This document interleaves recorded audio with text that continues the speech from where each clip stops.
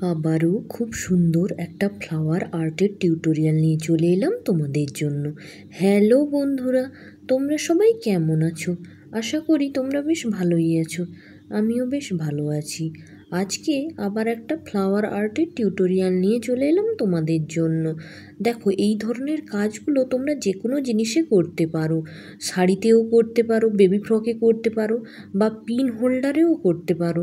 Pin holder বা needle holder করে তাতে সূচ গেঁথে রাখলে সূচ কিন্তু হারিয়ে যাবে না। এর আগে আমি দুটো পাতা পাশাপাশি সেলাই করেছি, কিন্তু এই প্রথম আমি 3টে পাতা করলাম। পাশাপাশি দুটো পাতা আর ওপরের দিকে একটা পাতা। দেখতে বেশ ভালোই লাগছে না? আমার তো বেশ ভালো লাগছে ডিজাইনটা। তোমাদের কেমন লাগছে তোমরা জানিও কিন্তু বন্ধুরা। আমি কিন্তু দুটো সবুজ শেড দিয়ে পাতাগুলো সেলাই করেছি। দুদিকের দুটো পাতাতে একই শেড দিয়েছি, আর ওপরের দিকের পাতাতে তার থেকে হালকা রঙের বা টিয়া কালারের একটা শেড দিয়েছি। একই রকম শেড দিলেও ভালো লাগবে, অসুবিধার কিছু নেই। তোমাদের যদি মনে হয় 3টা পাতাতেই একই কালার দিয়ে সেলাই করবে, তাহলে করতেই পারো।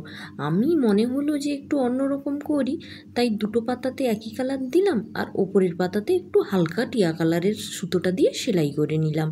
মাঝখানে 3টা ওভেন রোজ করব, আর 3 দিকে 3টা পাতা দিয়েছি, আর বাকি 3টা দিক যে ফাঁকা ছিল তাতে আমি ফুলের ঝাড় করে নিচ্ছি।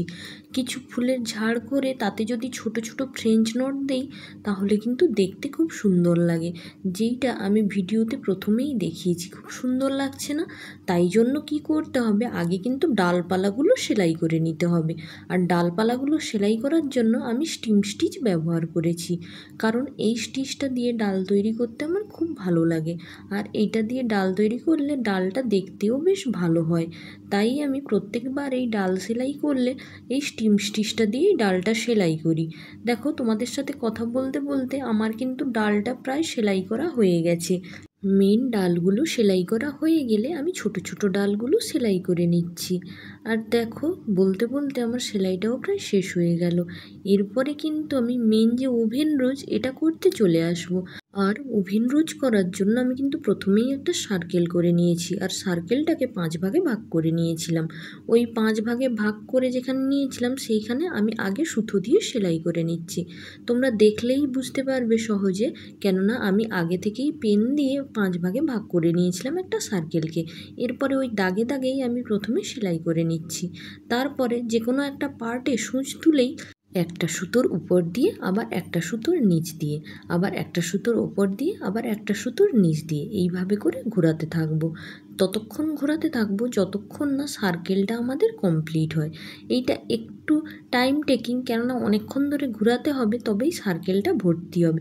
কিন্তু কিছু ভালো কাজ করতে হলে একটু তো কষ্ট করতেই হবে, তাই না? দেখো, একটা সুতোর নিচ দিয়ে আবার একটা সুতোর ওপর দিয়ে এভাবেই ঘুরিয়ে যেতে হবে। এরপরে আস্তে আস্তে ঘোরাতে থাকলে দেখবে একসময় সার্কেলটা পুরো ফুলফিল হয়ে যাবে।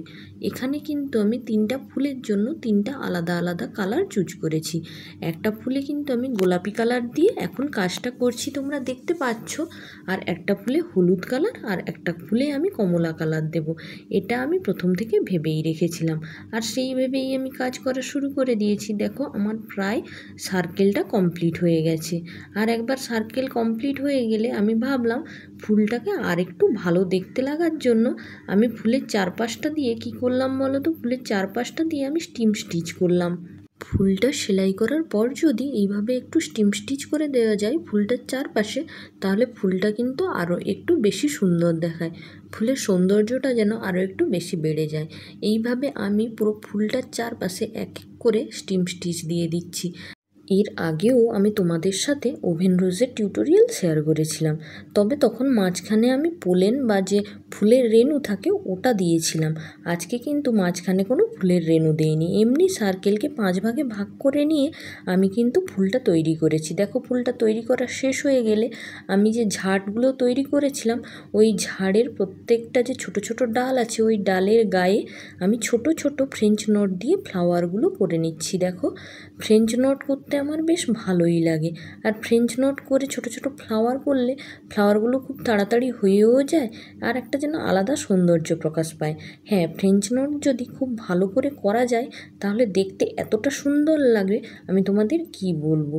শুধু যখন ডালটা ছিল তখন যেন মনে হচ্ছিল পাতা ঝরার সিজন চলছে, গাছে একটাও পাতা নেই। কিন্তু যখনই ফুলগুলো করে দিচ্ছি দেখো যেন মনে হচ্ছে বসন্ত এসে গেছে। কত সুন্দর লাগছে পুরো ডালটাকে। কথা বলতে বলতে আমার কাজটা প্রায় শেষ হয়ে গেল। আজকের ফ্লাওয়ার ডিজাইনটা তোমাদের কেমন লাগলো তোমরা কিন্তু অবশ্যই আমাকে কমেন্ট করে জানাবে। তোমরা ভালো ভালো কমেন্ট করলেই আমি ভালো ভালো কাজ করার আরও উৎসাহ পাই। আমার ভিডিওটা দেখার জন্য অনেক অনেক ধন্যবাদ।